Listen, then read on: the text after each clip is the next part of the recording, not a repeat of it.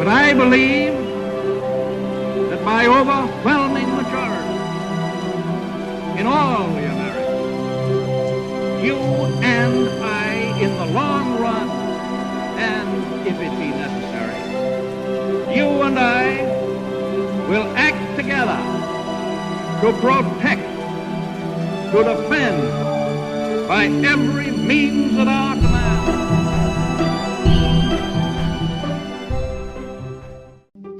Welcome to the History in Motion podcast, where we discuss leaders, their decisions, and how they shape the world we live in today.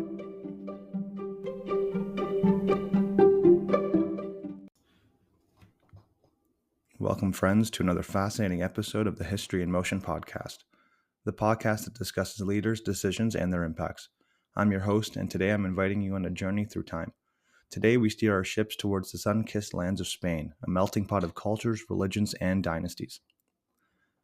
In this episode, we focus on a figure who played a crucial role in shaping the nation's destiny, Queen Isabella I.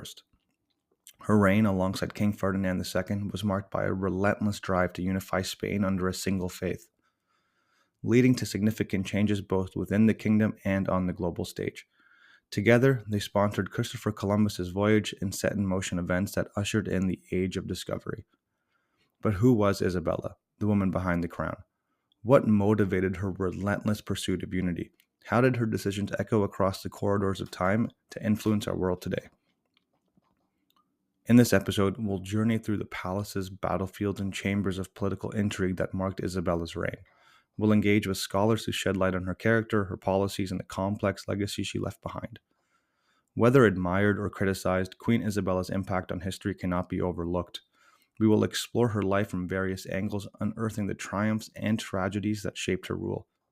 So whether you're a history enthusiast, a curious listener, or someone just looking to expand your knowledge, let us transport you back to a time of knights, intrigue, and ambition as we set history in motion. Welcome back, everybody, to another episode of the History in Motion podcast, where today we'll be talking about Queen Isabella I of Castile, or better known as Queen Isabella I of Spain, if we want to kind of look at it from a more modern perspective, just to get our eyes on modern geography and know kind of what part of the world we're talking about today. And she really fits in greatly with our previous episode on Christopher Columbus, with the really big thing that she did was actually funding Columbus's campaigns. But there's so much more to her than just funding Christopher Columbus's voyages.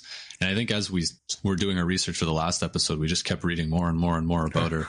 And we were like, okay, I think there's more to Queen Isabella than just, a footnote in this Christopher Columbus episode. And I think it was a really, really fascinating research for this episode, because I didn't know much about her, and to kind of see how influential she was on not only the creation of Spain, but really setting the seeds to turn Spain into a superpower, but then also setting the scenes for some of Spain's darker times with the Inquisition and some religious persecution. So she's certainly not without her faults, but definitely laid the seeds for a really great empire that really rivaled anything that the world would ever see. Yeah, well said, Paul. So I think we can jump right into it in terms of just getting a lay of the land. I think it'll be important to establish, some historical context, just given this particular period of time, the different things that are going on, the different factors that we'll have to consider during this podcast and, to consider during her rule. So I know, Paul, you'll be jumping into the bio a little bit later, but I'm going to do a little bit of the pretext. So she lived during the 15th and 16th century. So this is kind of the bookends of the time frame that we're looking at. She was born in 1451 and died in 1504. Her reign began in 1474. She was 23 when she began her reign, which is pretty awesome and it's kind of hard to wrap your head around.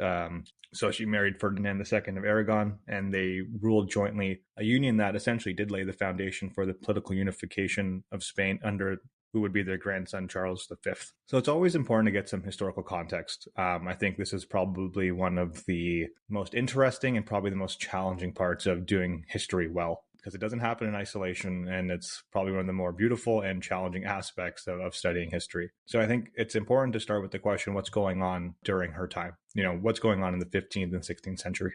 So we'll begin with the Renaissance. So really, the Renaissance is spreading across Europe. It's kind of resulted in this revitalized interest in art, science, and humanism. Queen Isabella herself is known for her patronage for the arts and sciences. She's emblematic of this kind of spirit of the Renaissance. She commissioned translations of religious texts into Spanish, and she promoted literacy and religious education among her subjects. The Age of Discovery. So like we touched on in our last episode about Columbus, her and her husband Ferdinand had sponsored Christopher Columbus's voyages. He obviously went to discover the New World, quote unquote, discover, and had profound implications for, Spain, making it a leading European power during the Age of Exploration. And this also led to the expansion of, the Spanish influence, its language and culture across the globe. And it kind of created a legacy that still lasts to this day. You have the Ottoman Empire. So the Ottoman Empire, there's this kind of religious subtext that we'll get into as well, because it's really, really important to understand the profound degree and weight that religion holds at this time. I think you said it very well in our last episode, Paul. Like, religion is everything, all the time, everywhere. Yep. Yeah, and it hasn't changed here. And I think too, like, this isn't too long after Joan of Arc as well, going back to a previous episode where everything she did was deeply rooted in religion. Yeah, it's not too far away from France, and it's not maybe a carbon copy, but the importance on religiosity is number 1, 2, and 3 on everybody's list of priorities. Yeah, totally. And I think we'll definitely be talking about that a lot in this episode. I think her religious conviction is definitely one of her strongest traits that we'll kind of double down on when we get to the later part of this episode. But pivoting back to the Ottoman Empire. So you're seeing the expansion of the Ottoman Empire, which is obviously a considerable concern for Christian Europe during this period. You see the fall of Constantinople in 1453, which leads to these disrupted trade routes, leading Europeans to seek new paths to Asia. Again, Columbus's voyages across the Atlantic were meant to kind of remediate and find these new pathways. But this also presents a threat to Isabella and Ferdinand, who are focusing on uniting Spain to strengthen it against these, possible external threats. Kind of shifting towards more of the time period in which, Isabella is actually of her reign. You have the union of Castile and Aragon, which effectively united the two most significant Christian kingdoms at the time in the Iberian Peninsula, paving a way for what would later become the centralized Spanish state. This obviously expanded their power and influence and allowed them to undertake such major initiatives like Columbus's voyages and completing the Reconquista, which we'll kind of talk about a little bit later. You have the Wars of the Roses, which, England is embroiled in the Civil War, which kind of, has this kind of dual effect, because it actually allows Spain under Isabella and Ferdinand to become unified and to consolidate power, because they have less to worry about, as, there's some rivaling nations that are kind of embroiled in this internal conflict. So, there's less focus on what's going on in their particular arena. And then we talk about the stability of Spain contrasted to the chaos that's happening in England. So this kind of allows them to emerge as this leading power in Europe at the time. And the two things I'll touch on briefly that we'll double down on later, the first being the Reconquista, which had a profound impact on her reign. This is essentially the completion with the fall of Spain in 1492, which solidified the power of Isabella and Ferdinand and established Catholicism as the dominant religion in the region, and eventually leading to the expulsion of the Jews and Muslims who kind of refused to convert, which was, again, a very historical significant event in Spain that, again, we'll talk about later, which was followed by a even more notorious event, the Spanish Inquisition, which was actually initiated by Isabella and Ferdinand. It's kind of interesting, actually, because although there have been many events that have been referred to as Inquisitions, there's three major ones that have happened, before and after the Spanish Inquisition. But this was one of the major Inquisitions that wasn't actually initiated by the Catholic Church at the time. This was actually initiated by Isabella and Ferdinand, obviously with the support of the Catholic Church, but the onus was really on them to do it. And it was a significant part, again, of their efforts to unify Spain under Catholicism. And it resulted in, mass persecution of Jews, Muslims, and other non-Christians. And it marked a very, very dark period in Spanish history. However, from Isabella's perspective, it was a part of the process of religious and political consolidation. I think before we get into her bio, I'm going to just, again, take it a little bit lower level in terms of just this more localized approach of what's going on. In essence, the question is what did she inherit when she came into power? So she came into power in a period of significant political and social unrest and territorial conflict in the Iberian Peninsula. the period leading up to her rule, by most historians' research, it's characterized by several key events and circumstances. One is the political instability of Castile. So it was Henry IV of Castile, also known as Henry the Impotent. He was plagued by political crises through his reign. He was often perceived as being very weak. He didn't have an heir, which kind of led to factionalism, which obviously is huge in a era that is marked by nobility and the ability to have an heir that's ready to take over on your behalf after your rule is said and done. So this led to often, a lot of disputes between decisions and leadership, and a lot of fractious relationships between the nobility at the time. And this led to, nobles forming rival factions, causing many internal conflicts, and several revolts actually erupted against his rule. And his inability to actually produce an heir led to, many disputes over succession. This was a significant thing that he had to deal with during his reign. His first marriage to Blanca of Navarre had produced no children, leading to its annulment.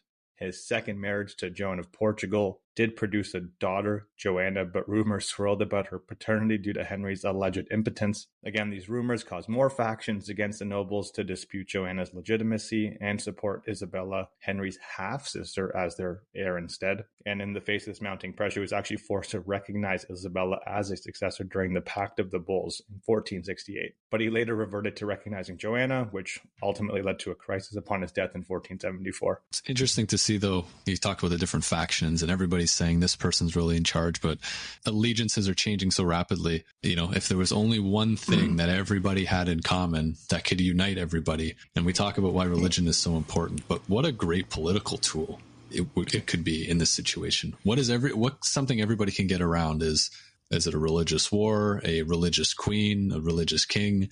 Yep. You kind of get it, right? And I think it may not have been always seen as, we're just going to use this as a tool because it was so ingrained in everything that was done. But the seeds were set, and just based on the landscape you've kind of laid out here, Ritchie, is, well, of course they're going to take advantage of that, because the alternative is full-on civil war from the sounds of it.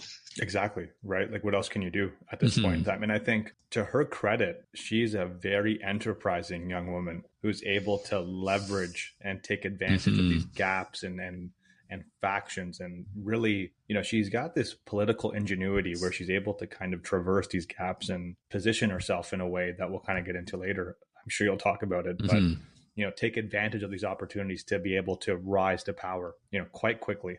I guess the last two things I'll touch on, a big one being the Reconquista. So this is obviously a very complicated part of this podcast, because I think it stretches about 8 centuries, so 800 years. So we'll jump into a little bit more in detail later in this episode. But before Isabella's rule, and she'll kind of be the stamp to kind of finish off the Reconquista, but it had been going on for centuries. So Christian kingdoms of Castile, Aragon, and Navarre, Portugal had been slowly reclaiming territories from the Muslim Moors. By the mid-15th century, the kingdom of Granada was the last Muslim state in the Iberian Peninsula, and this prolonged struggle had significant social, religious, and political implications, which kind of shaped the region's identity by way of those conflicts. And you also have inter-kingdom conflicts and alliances. So you have alliances and rivalries between different Christian kingdoms. So this kind of infighting that's happening again, that significantly influenced, that kind of political landscape of the Iberian Peninsula. Again, it's so unique to this period of time, but you have these relationships were often solidified through marriage, heirs, these kind of patronage networks. So Isabella herself, she marries Ferdinand of Aragon, which is a significant political move that brought their two kingdoms closer.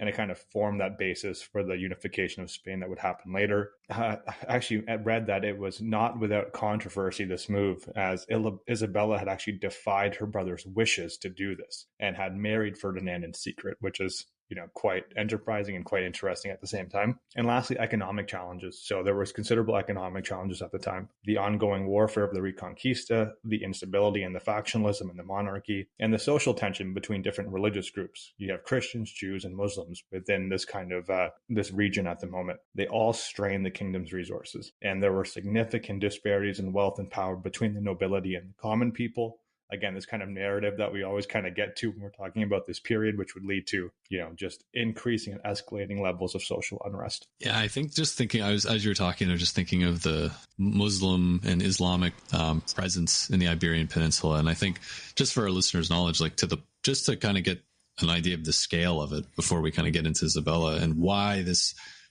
just kicking the Muslims out of Spain was such an important thing was pretty much the entire peninsula was governed by Islamic factions in some fashion, with a few Christian kingdoms left kind of in the north of Spain.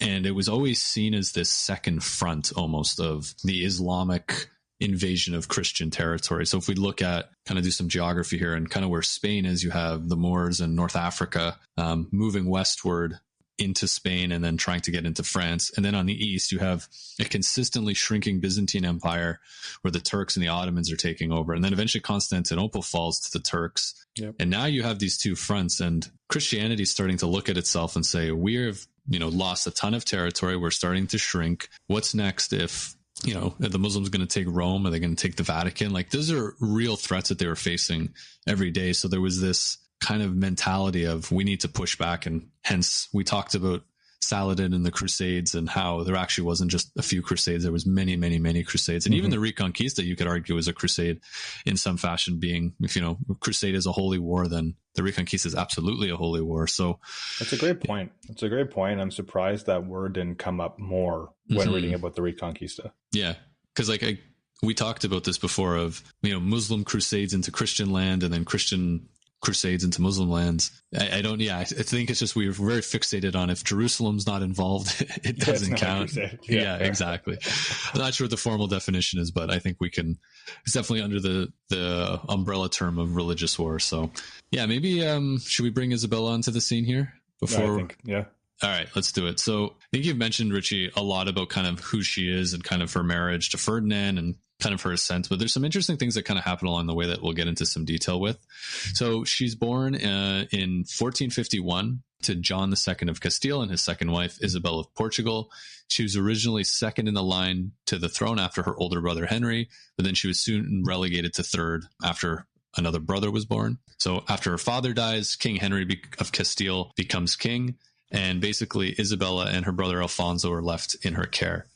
Unfortunately, she's a princess. We think, hey, she's living in a castle and having a good time, but she really didn't live the life of a typical princess. When Henry ascended the Castilian throne in 1454, her and her mother were moved to they call it like a humble country castle with only the most basic provisions, probably because the new king saw her as a threat. And I have to remember there's only her half brother.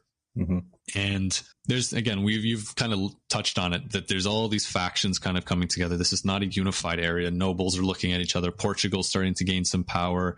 Aragon's kind of doing its own thing. The French are always there. The Muslims are still there. There's all threats everywhere. And when we look at Henry himself, he wasn't, I wouldn't say, a strong leader in really the traditional sense, or really in any sense, and definitely was someone who liked to kind of push his problems away. And I think that's exactly what happened here.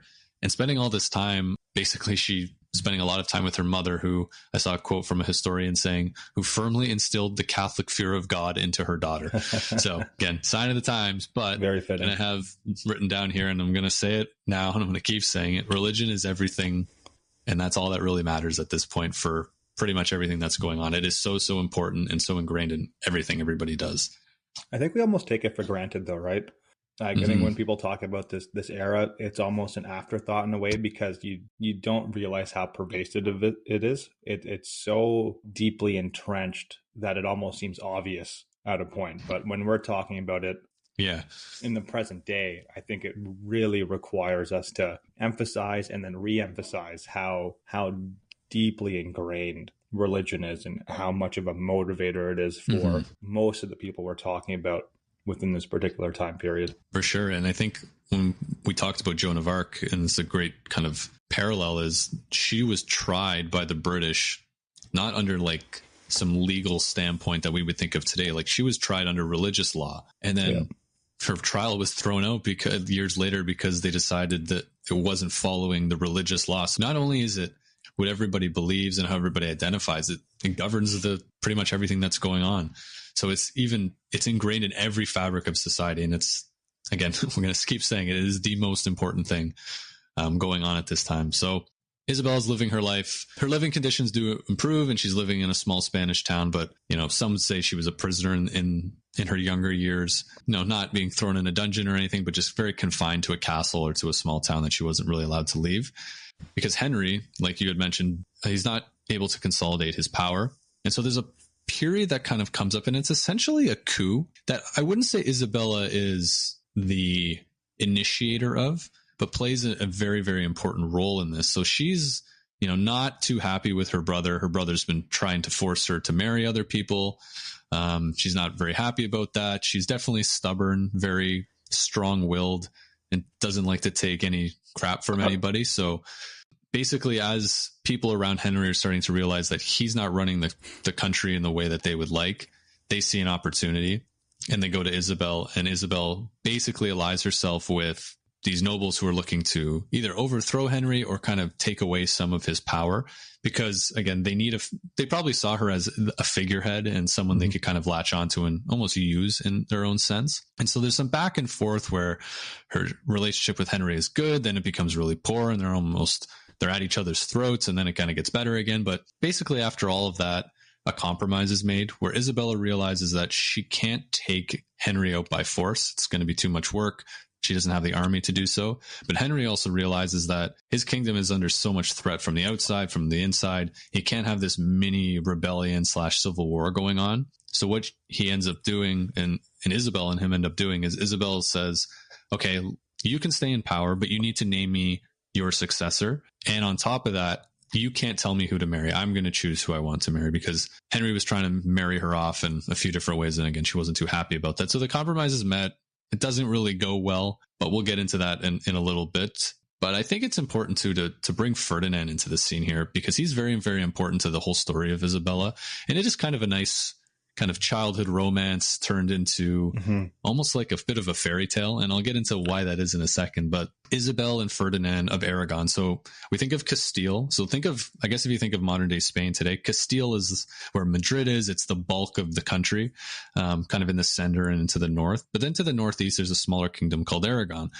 And so Isabel and Ferdinand's fathers were thinking back then, they said, hey, if we marry our son and daughter together, this would really bring a great alliance between these two kingdoms that share a border, share a religion, all that kind of stuff. So she was betrothed to him at the age of 6.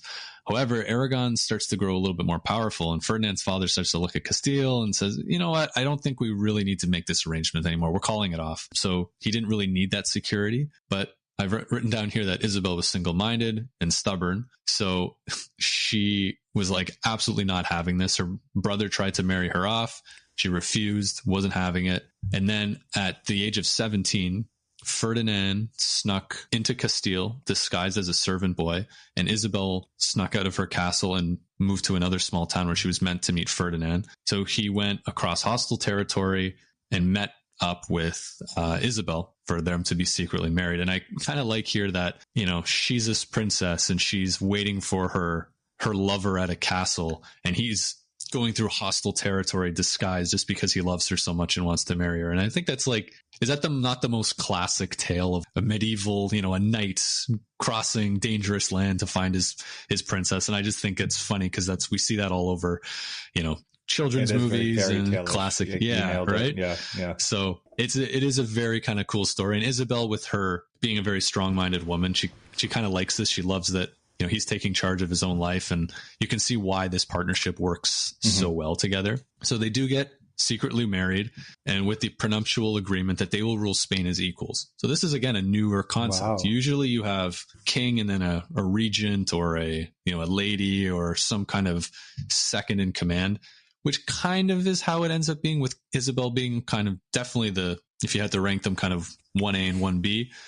But again, this is a bit different than just ultimate supreme leader. Everybody kind of sees them as two.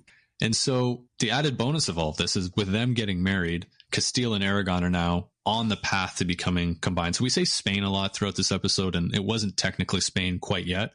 But for the sake of argument, it was Spain, and it just kind of makes it easier to talk about. If they erased Castile and Aragon at one point and wrote in Spain, and we'll get to that point. So they're married, and now Isabel has a chance to take the throne. So her brother dies. She's had a good-ish relationship with him at the time and shows remorse and things like that. But she's crowned queen, but she's not without enemies. So some maintain that Henry's daughter Joanna was the rightful ruler, who's, remember, was related to the Portuguese nobility. So the King of Portugal, Alfonso, quickly decided that there's been, some funny business here, and that actually Castile is rightfully his because it should go to part of his lineage. So he invades Castile. And so right away, Isabel and Ferdinand's reign is taken up by this turmoil of invasion and really, really difficult situations that are putting their overall kingdom at risk and their rule at risk. Because again, because they've taken over doesn't mean all the old problems that Henry was having with fractured parts of the country just go away. They're still there, and Alfonso sees this as a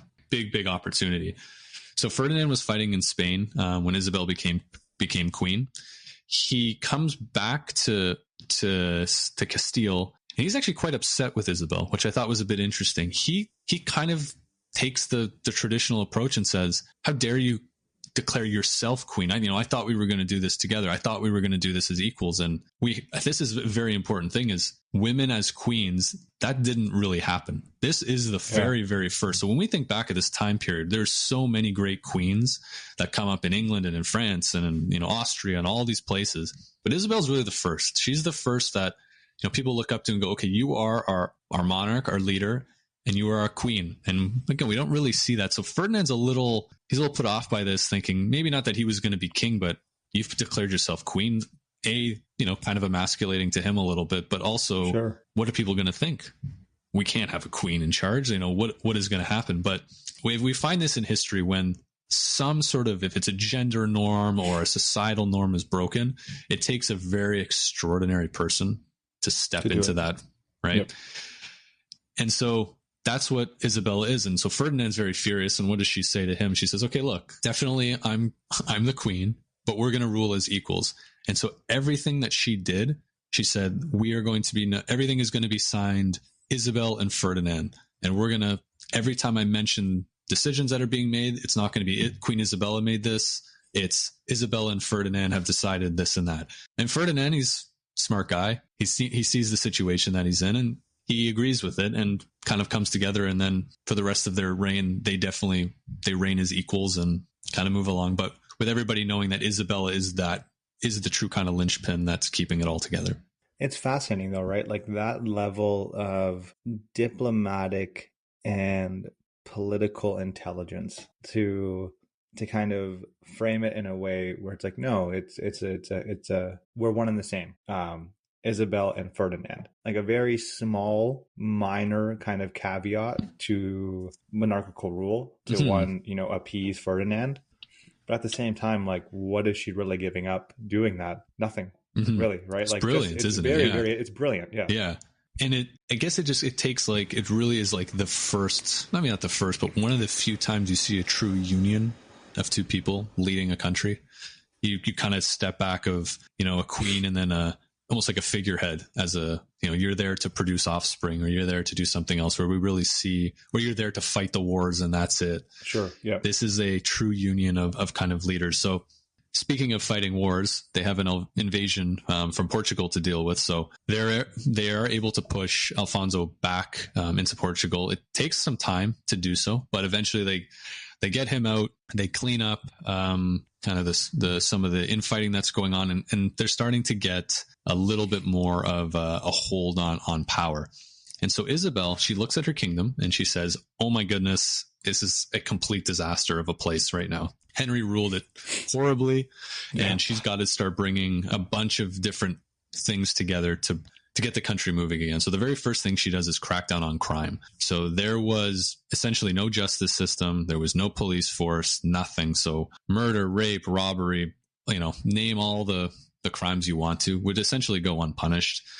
And so she actually creates a police force. And that was kind of new for the time, where you would have police forces that were essentially paid for by local lords who would kind of say, okay, you're within this area, so I'm going to pay a bunch of tough guys to walk around and make sure things don't get out of hand. But this is the first police force around this time that reports directly to the crown, which I thought was kind of interesting. You have such a fractured kingdom, you really didn't have any sort of centralization. And now when your police force is reporting directly into you, you can definitely crack down on consolidation of power and things like that, which kind of is interesting because a lot of historians look at Isabella and they say she's always been more inclined to justice than mercy. And so she was definitely more unforgiving than her husband. So she's definitely the type of doesn't take any garbage from anybody and loves, I guess she loves justice. So she's throwing people in and putting them in front of courts and making sure that justice is served, which if done fairly is a very noble cause. But again, we'll see where maybe a little bit too much justice pushes her a little bit too far as we move along. A very interesting distinction there between justice and mercy and this kind of organized law enforcement. I'm really reaching back into the archives, but I took a history course when I was in post-secondary on the evolution of law enforcement in Canada specifically. But one of the telltale signs of like the nation-making project is the ability to exercise authority and violence, which is kind of the sign of this nation-making project. So it's quite interesting that you brought that up to create this localized police force or authority that could kind of establish some kind of equilibrium in terms of how much violence is acceptable and not acceptable. And if so, can be exercised on behalf of the state if you are, creating and wreaking havoc against your local population. So it's very interesting. Definitely. And it's interesting you said nation making, because this is really what's going on. Castile existed, but it kind of was very fractured. And now you're bringing Aragon into the mix and you're creating this new entity, which will eventually become Spain. So I think, that's a cool kind of crossover. So kind of moving on with Isabel and Ferdinand is, we'll get into the invasion of Granada in a moment. But before you can wage war, you need to make money and you need to have your finances under control. It's the kind of 101 of waging war. And so Isabel realizes that, and again, we're talking in July of 2023, inflation is running rampant in Castile right now. So when Henry took over, there were only 5 mints generating coins in the whole country. He jacked that up to 150 mints creating coins. And so now you have widespread inflation. Coins are worth essentially nothing. And so now she realizes that when we think of Spain too, where Spain is going to get to in the next 100, 200 years is money, gold, and just insanely rich. This is a complete opposite. This is worthless coins, doesn't have any power on the European market, which is starting to grow with the Portuguese, especially starting their age of exploration and things like that. So that's the first thing she does. She closes down most of the mints, reconstitutes the currency, and actually gets some weight behind what they're actually sending out before they're ready to go to war with Granada. That's the kind of the big piece of her. And so, Ritchie, you talked at length there about the Reconquista. So as we were talking about before, is most of Spain was controlled by the Muslims, and years over years, the Christians were kind of pushing them back and back and back and back. And so the southern part of Spain, where you have cities like Malaga, for example, were still owned by a Moorish kingdom that was a Muslim state, which had alliances with North African kingdoms and the Ottomans as well. And so again, when Constantinople's just been taken, the Christian world freaks out because they're like, oh my God, if Constantinople can fall, that means anything can fall. And so there's more of a push to, we need to keep Islam at bay and keep them as far away from Christian lands as we can.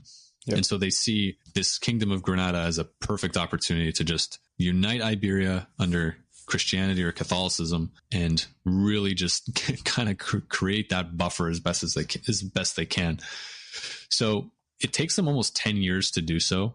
It's a long, long war, a lot of wins and losses on both sides, but eventually they are able to get the kingdom to surrender, kick out some of the leaders, and bring it under Catholic control. So it's funny how I've got written here, so something about Isabel is she liked to plan things with war. She liked to strategize, but she saw the fighting as quote unquote man's work. She's like, I'll do some of the strategy. I'll do the other things. But Ferdinand, you're leading the troops out there. She gets it. She's, not as large as some of these men, and probably not a good idea to have her maybe leading the lines a little bit kind of different from Joan of Arc, which is interestingly enough, she was a huge fan of Joan of Arc and apparently would keep a book by her bedside that kind of showed Joan of Arc's story and just something to inspire her. That's so interesting. Yeah, that's a lot of parallels, right? Yeah. So there's a chess analogy that comes to mind, right? The queen strategy, kind of working behind the scenes, the most powerful piece on the board, but you don't usually involve her until later in the game. Yeah, definitely. I like that. And so, like, just as you mentioned that, like I've written here, like she enjoyed the challenges of warfare, being her army's own quartermaster, armorer, plotting campaigns alongside Ferdinand, and she even helped build up the artillery. So at this time as well, gunpowder, cannons, they're all starting to be a central part of warfare. And so she takes a very central role in figuring out how to build a logistics network and how to make sure that the right people are coming in to build this up and learning about these new technologies. So yeah, she sees maybe the fighting on the ground floor as man's work, but she's very heavily involved in pretty much what some would argue is the most important thing is getting everything set up and strategizing versus, maybe the day-to-day hand-to-hand combat that's happening. So like I said, they defeat Granada, bring it into the kingdom, but they create a agreement with the Muslims that are left in this area that they can still practice as Muslims. And there's kind of an understanding that, hey, this is a Catholic state. We should probably, hey, like, it's funny I say this, like you should think about converting to Catholicism. It's great. It's wonderful. Come on over. But there's not going to be an active persecution against Muslims officially, just because you got a lot of people there. You need to get it under control. And going right into religious persecution is probably not the best strategy. That doesn't last, but we can see why that kind of agreement was made. And then the very last piece kind of on her, reign, I guess is for lack of a better term, on kind of getting things up to speed before we get into some of the religious persecution and religious unity piece, which I think is kind of the central theme to, we didn't pick a specific decision today, but we definitely look at, she is known as the Catholic Queen. Everything she did was about getting Catholic rule and Catholic unity in Spain. What does that actually mean? So we'll get into that in a little bit, but we got to bring up Christopher Columbus, who, if you want to know the full story, definitely listen to our previous episode. But again, just quickly on Christopher Columbus and a little bit on her understanding of kind of how she wanted the New World to be treated. So she funds Christopher Columbus multiple times to go to the New World with the idea of, we just fought a war in Granada. We don't have a lot of money. If you find some stuff over there, we can make a lot of money. And lo and behold, it was a really, really great decision to let him go over there. But, we talked about last week on Christopher Columbus and the treatment of native inhabitants of the Caribbean and other areas that Columbus and the Spaniards land in. But I found it interesting. I actually found a document that was essentially direct orders from Queen Isabella to one of the governors of, I believe it was an area in the Bahamas. And we talked about her, about how she sees the New World as, these people are my subjects. These people are essentially her people that she wants to bring into spread the Catholic faith to. And so I've got a few interesting points from that letter that she sends. It's essentially translated into more modern English just because kind of everything back then is so grandiose and they add 10 words when they should use 3. But anyways, I digress. So she says, his first priority, this is the, not Columbus, but the governor of one of the colonies. His first priority is making sure that everything is done in accordance with the rules of the Catholic Church and that the Catholic Church's services are held regularly. So we got to have mass and we got to listen to what the church teaches us, which on brand, I would say. Isabella acknowledges that Spanish settlers have been kidnapping and sexually abusing native women, as well as stealing from native communities. She instructs the governor to make sure that everything that was stolen from the native people is returned and set severe punishments for these crimes.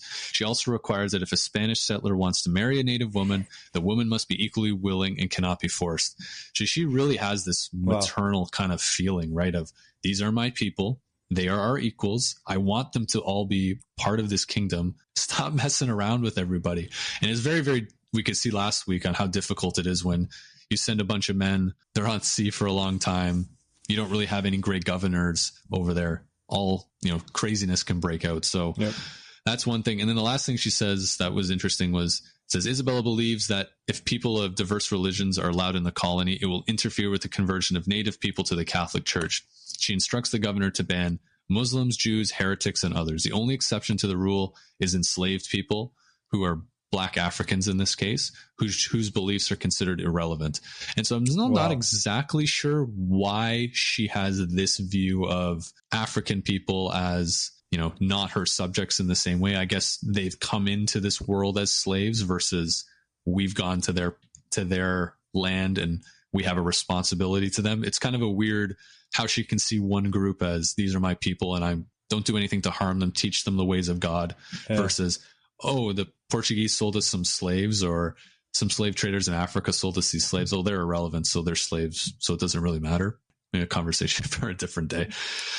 Yeah, that's an interesting turn of phrase for that particular rationale, to say, their beliefs are irrelevant. I find that, I obviously things get lost in translation. You're taking 15th century Spanish, or, and then translating it into modern day English. So Mm-hmm.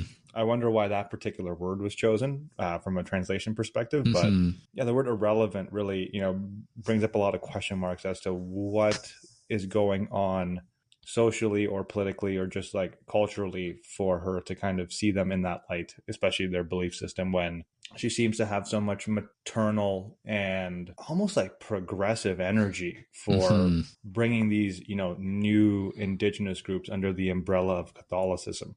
Yeah. Given the sheer size of Africa, right? Like if you're going on a Christianizing mission and, you're playing a numbers game, you'd think, Africa being the size that it is, their belief systems wouldn't just be irrelevant. You'd want to, bring them into in the fold as well. But yeah, that's very curious.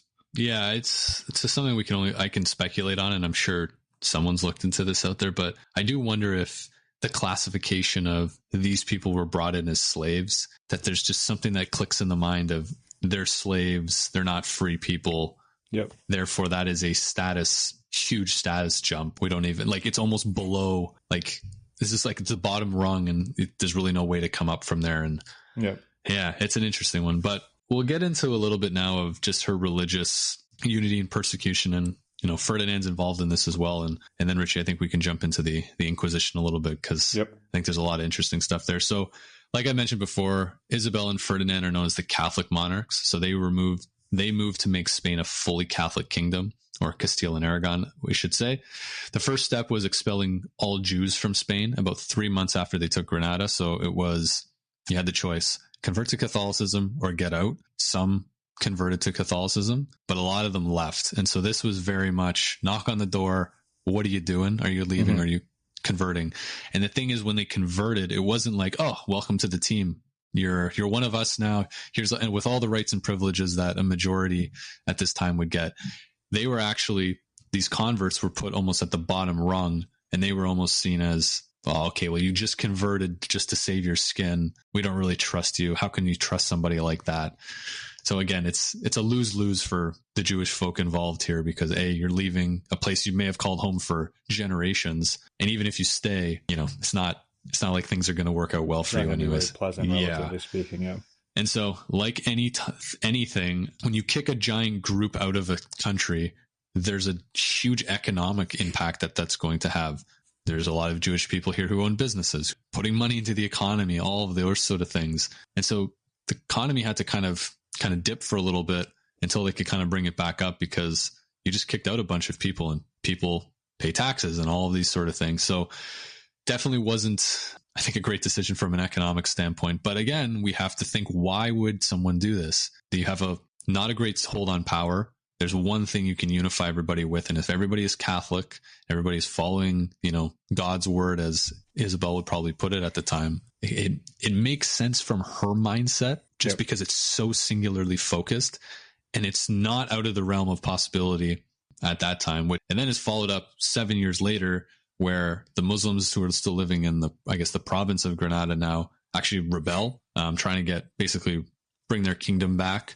And Isabel and Ferdinand send in a huge army, crush the rebellion, and then they go, oh yeah, remember that treaty we signed where we said you guys can live here as Muslims? Yeah, we're not going to follow that anymore, because you had one chance and you rebelled, and that's what happens. So same deal as the Jewish people in Spain: convert or go. And a lot of people left. They moved back to Africa, or they moved to other parts of the Mediterranean that were predominantly Muslim. So they really focus hard on this piece of, kick them out or convert. There's really we can live in harmony as, multiple religion. You got one choice, and that's really it.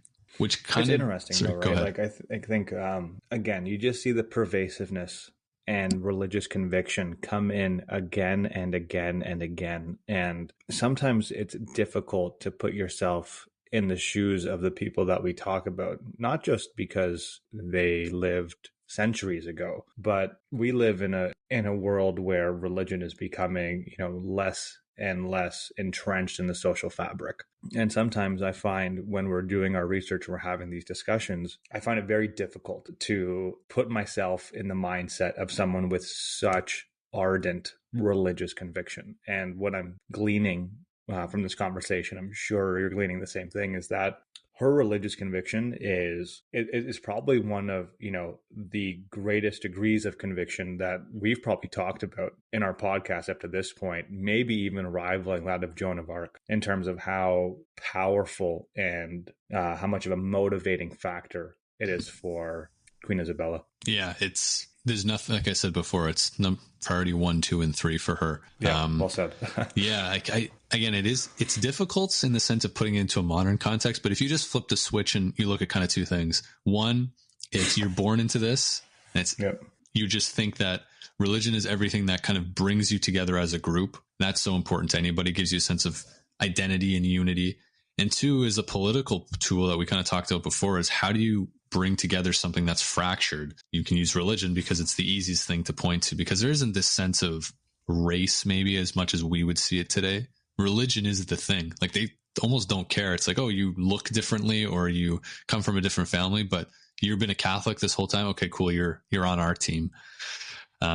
It's tricky, but I'm just kind of almost accepting it. It's like, yes, you're part of Team A and you're part of Team B. Well, sorry, if you're not part of Team A, that's just the way it goes. Well, also, I think we'll get into it, but this idea of religious unification, of Spain, it ties well into this broader notion of what you're trying to accomplish when you're trying to kind of, create this nation, of this political unification that can arise as well. As we've seen, throughout our, previous episodes, and just, from our own interest, it's much easier to unify politically when you're already unified from a religious perspective.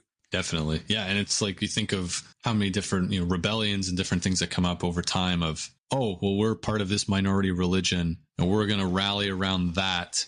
And then we're going to push back. But now you don't have that to worry about because everybody's Catholic. Well, we're all Catholic. So who are we going to rally behind? And yeah, there's obviously other issues when it comes to, what noble you're allied with and different things like that. But it's a great point. It's just one less thing they have to worry about to make sure that they have their hold on power. But they don't just stop there. They keep going. And that's where the Spanish Inquisition starts. And the Spanish Inquisition is notorious for being one of the most brutal times, not only in Spanish history, but in world history. And so I'll just kind of maybe introduce it briefly, Ritchie, and then we can kind of let you give us maybe some of the gruesome details on what it really happened. So it really kind of is this attempt to root out what we'll call quote unquote heretics. So that could be non-Catholic people, but then also people who are within the faith who aren't playing by the rules. They're saying things that they're not supposed to say. They're saying, or they're acting in ways that they're not supposed to act according to what a model Catholic should do. But it really starts as a tool of Isabella and Ferdinand to unify not just Catholicism itself, not just Spain itself under the one religion, but Catholicism itself. Because we'll see, if you look at the next 200-300 years, Catholicism breaks off. You have Protestantism and all these other forms of Christianity, and they create a lot of division. So I think it's definitely Isabella and Ferdinand saying, okay, we'll use this as a tool to make sure that we're all Catholic in the way that we find is the correct way to be Catholic. But then with anything like that, it can spiral out of control and people start to use it as a tool to say, oh, well, I don't like that person, so I'm going to accuse them of, they would say things like spitting on the cross or saying things about, one religious person versus another, and putting them up in front of these courts that, are shams to begin with. And then it just kind of spirals out of control and it becomes defense mechanisms, all that kind of stuff. But Richard, maybe I'll let you kind of give some more details on, what kind of scale we're talking to here. Because I have written down that the scale of torture, executions, and pillaging was completely unprecedented. So would love to hear a little bit about how it was so unprecedented. Yeah, so this is a fascinating part about this episode. And I think I had mentioned earlier, so there's been a number of inquisitions throughout history. The majority of them, I guess there's three major ones, one prior to this and then one after, both of which were initiated by the Catholic Church right from the papacy. Whereas this particular inquisition was actually initiated by Isabella and Ferdinand with the backing of the papacy. So again, you have this kind of religious conviction. They're going to take it upon themselves to initiate what would, become one of the darkest points in history, not just for Isabella and Ferdinand, but, history outright. So it's commissioned by Isabella and Ferdinand. Again, it's difficult to get, to actually articulate the immense suffering and violence that really came forward in their quest to maintain Catholic orthodoxy and religious unity, because this was essentially the precipice of why they did it. And it's crucial to acknowledge that these inquisitors, they utilized brutal methods to detect, the word detect is kind of funny because it really was, if there was even a rice grain worth of notion that you were a heretic or you had said something against the Catholic religion, your life was in jeopardy, to essentially punish and deem those heretics. So torture is a big one in terms of the suffering that it was caused.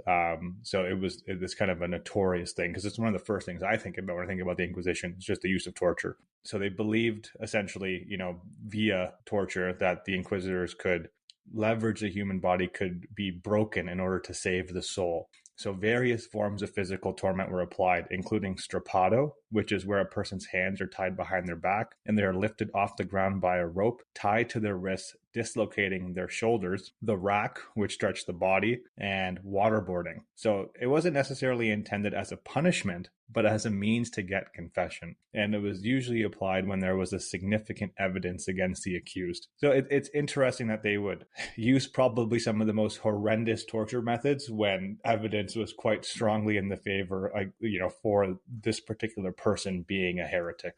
Another example, it's called auto da fe, where convicted heretics would face public penance and ceremonies. These events were carefully staged, so this kind of theatrical symbolism behind it to inspire fear and demonstrate the power of the church and the monarchy. The accused would parade through the streets, often wearing a sabanito, which is a type of penitential garment, which would they would essentially write their crimes on it.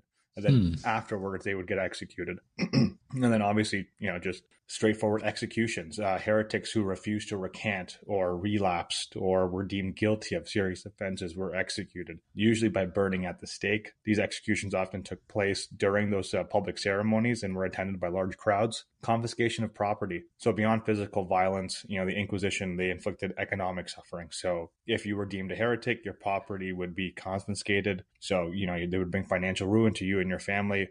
That would be essentially aggregated with the physical punishment that's happening already. So not only would you be punished and serve as a symbol of what would happen if you're a heretic, but then you'd also provide a source of income for the church. And, where have we heard that before? If we go, our buddy Commodus, this classic technique, right? Yeah.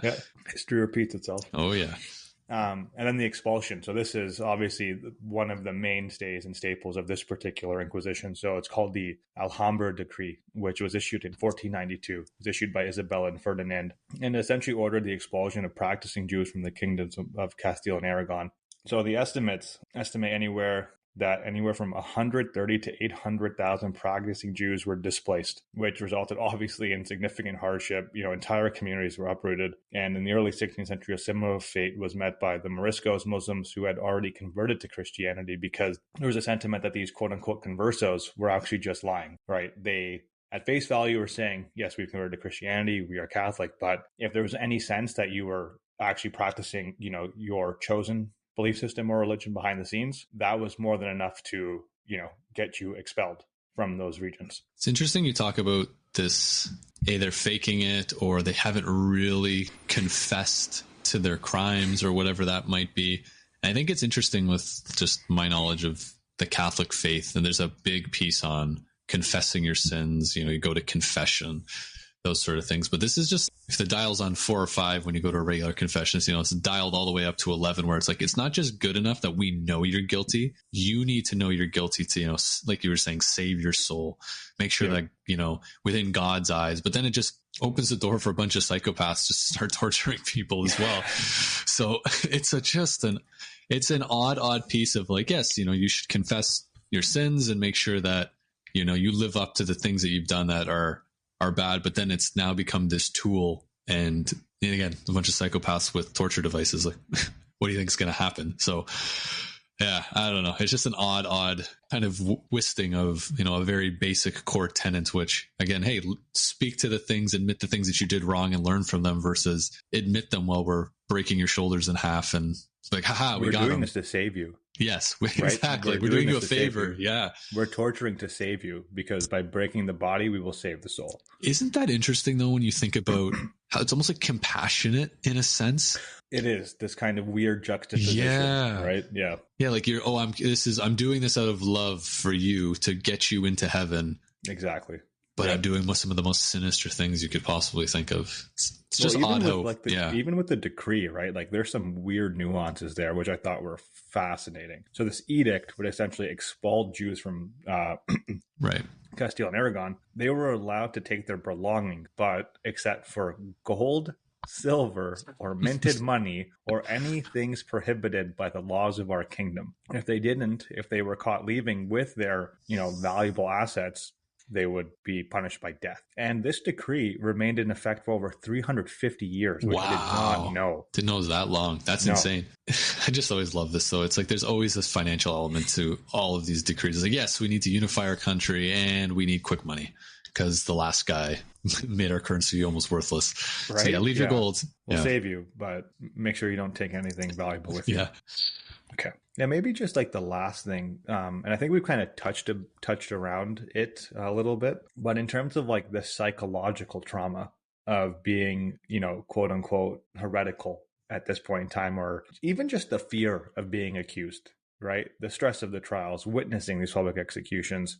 Imagine the atmosphere that you're living in, that if you are someone who has converted and you're doing it to save yourself because, you want to protect you, your family, your belongings, or even if you're someone who has converted and does believe in the conversion fully and you are a Catholic, in your heart of hearts, what really does it take for someone to deem you a heretic? Not much, one pointed finger because someone saw you do or say something that isn't in line with Catholic orthodoxy could ultimately, leave you being tortured or publicly executed. Yeah. And it's like, just in my head, I'm just thinking of like, where have we seen this before? We talked about the partition a couple of weeks back, neighbor turning on neighbor, things like that. And I don't know. It's like, it reminds me also of that Black Mirror episode where everybody has like a social rating and everybody has to be really nice to everybody. Cause if you don't, you're going to get a bad rating and then that affects your life in some sort of way. So everyone has to keep this facade on and be very buttoned up in public.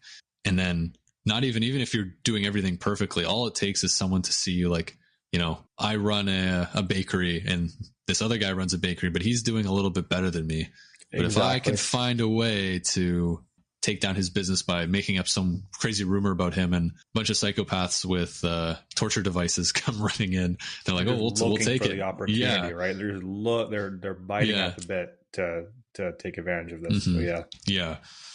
So so it's almost that kind of stuff. I think is almost the most terrifying because we've seen it happen so many times, and it just every time you hear a knock on the door, it's like that's it. I could be sitting in a dungeon for the next 2 years. Yeah, crazy stuff. But maybe we can just wrap up Isabella's story here, and then we can maybe just kind of throw in some closing thoughts. Yeah, I don't know what you walked away with thinking, Paul, but I know our original question was, why did she want to unify Spain under the Catholic fold? And I kept kind of going back to this. It's pragmatism, right? It provided political stability. Yep. It unified the region. It gave them the backing of the Catholic Church, and that kind of led me down this rabbit hole of thinking about her as a good leader. Mm-hmm. And obviously that's a very tough kind of analysis to do, considering what we just talked about, because she did do all those things, right? She did provide political stability. She was a patron of the arts, a patron of exploration. She created a police force. She reformed education. She, unified Spain. But she also led and was, the forerunner for the Spanish Inquisition. She was responsible for the expulsion of the Jews and the Muslims. It's tough. It's a very tough analysis. Yeah. I give her a little bit of slack just on the Inquisition part, just because I don't think it grew into the monster that it ended up becoming really under her watch. I think she genuinely believes that it was going to be a slap on the wrist from a nun or something like that, or kids in school not listening and, okay, this is the way you follow. And if you really are talking out of line, okay, well then you're getting locked up. Yep. And then but again, though, we talk about foresight. That's a huge sign of a leader. As someone like her to put a practice in place you need to realize, and especially for someone like her, realize that people are going to take every edge they can get. And she saw that coming up throughout her life. She took every edge she could get to, and look where she got. She did it because she's very smart and, just a natural born leader. Yep. But most people aren't like her. So I wonder too, maybe if she kind of gets stuck into that loving mindset of, everybody's going to be like me, and they're going to, they know where the line is. They like justice. They're not going to show mercy when it's unnecessary, but they have a line. Yep. Maybe she just didn't see where that line could potentially go to. But I did see one quote here and I always like to find historians who are kind of living within that time. And so there was an Italian historian who, about just around the time that she died, or actually shortly after she died, just had a quote that said, "Everyone agrees that the greatest part of the kingdom of Spain should all be attributed to her." So everything that was great about Spain, and that's not too long after, should all be attributed to her. And if you really do think of where Spain becomes of this, we talk about the sun never sets on the British Empire. The sun didn't set on the Spanish Empire for a very long time as well. Yeah, I agree.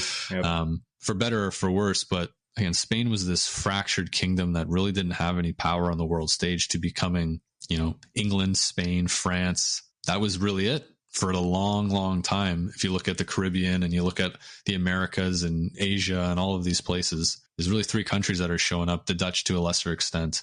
Yeah. But, that's kind of where she comes together. And just to kind of wrap up quickly on her life too, she kind of does have a sad end to her life, unfortunately. Her daughter died in childbirth, which ended up leaving her a baby grandson who she cherished, who she also watched to die.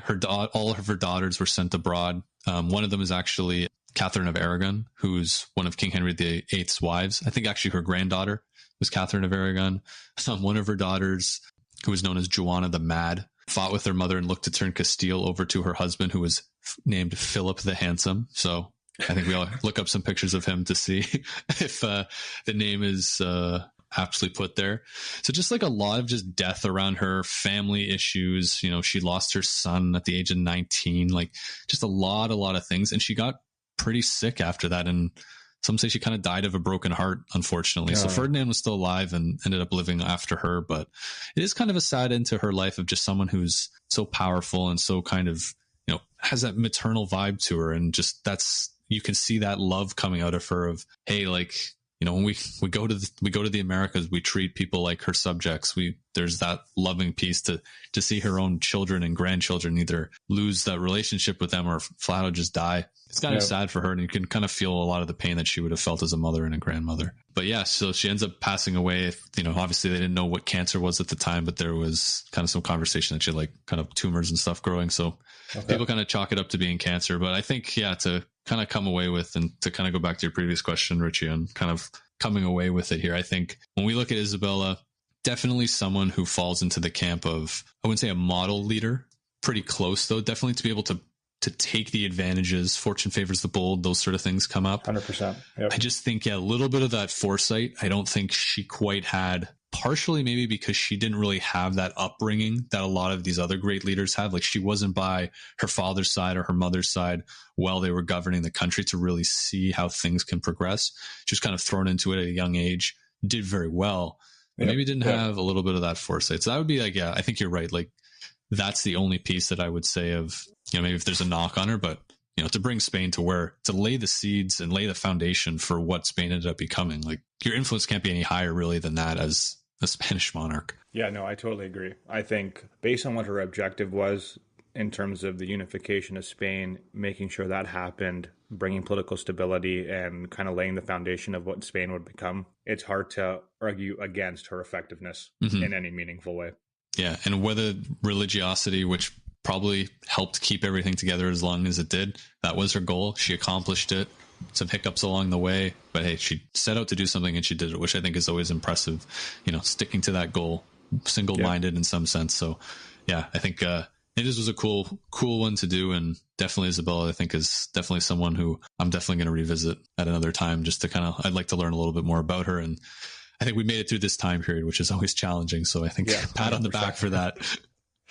All right. Thanks, everybody. Thanks, everyone.